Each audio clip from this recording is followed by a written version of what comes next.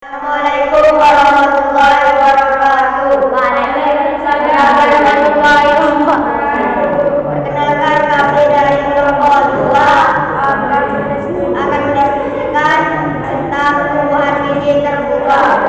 Perkenalkan, nama saya Rafiqul Haddad.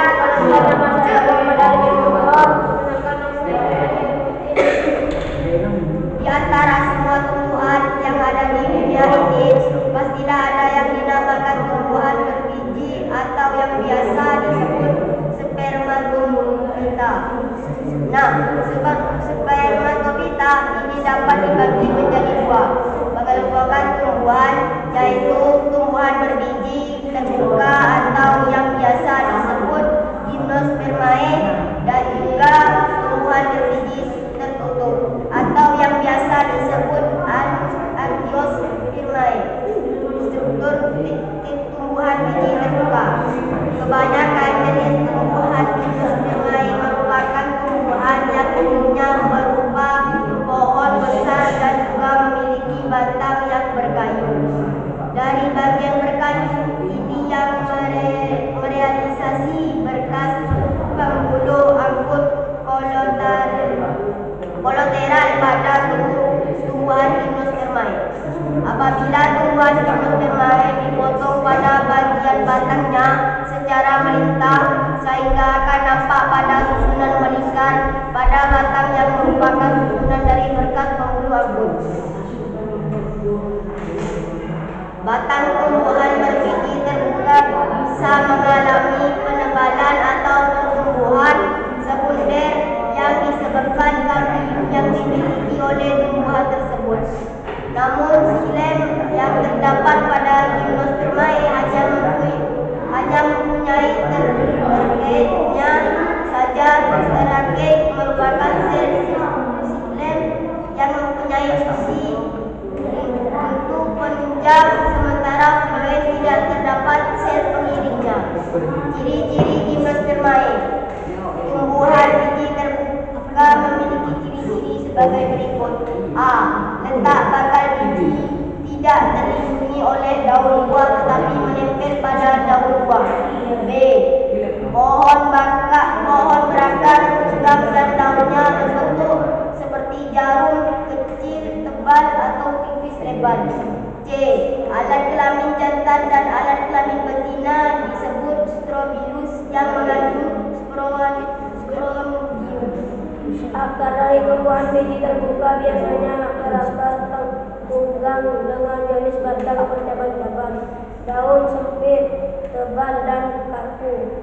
Tulang daun tidak bervariasi, bakal bijinya terbuka dan terletak di bagian permukaan bakal buahnya. Bakal tumbuh terletak di luar megasporofil. Megasporofil merupakan sisi pendukung bakal biji yang terkumpul dalam bentuk strobilus berkayu. Tidak memiliki mahkota bunga. Tidak memiliki bunga sejati.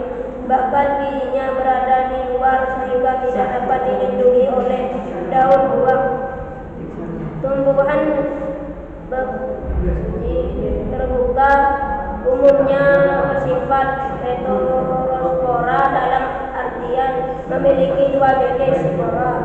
Spora yang satu berbentuk megaspora yang akan membentuk gamet, sedangkan spora yang kedua akan berbentuk mikrospora yang akan menghasilkan serbuk sari.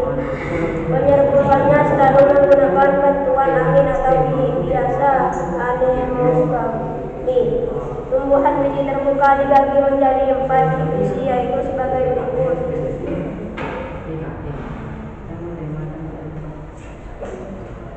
Reproduksi tumbuhan biji terbuka. Organ reproduksi pada gimnosperma disebut konus atau strobilus. Tumbuhan berbiji terbuka tidak mempunyai bunga. Sporofil terpisah-pisah atau membentuk strobilus jantan dan betina.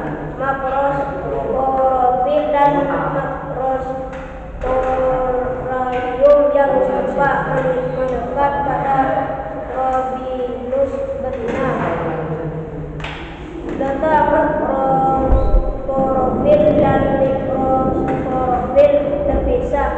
Sel kelamin jantannya berupa spermatozoid yang masih aktif bergerak. Di dalam spermatozoid jantan terdapat banyak anterium yang terkandung sel-sel induk butir. Pada spermatozoid betina terdapat banyak anterium. Ilmuwan biji terbuka dibagi menjadi 4 divisi, yaitu sebagai berikut. A.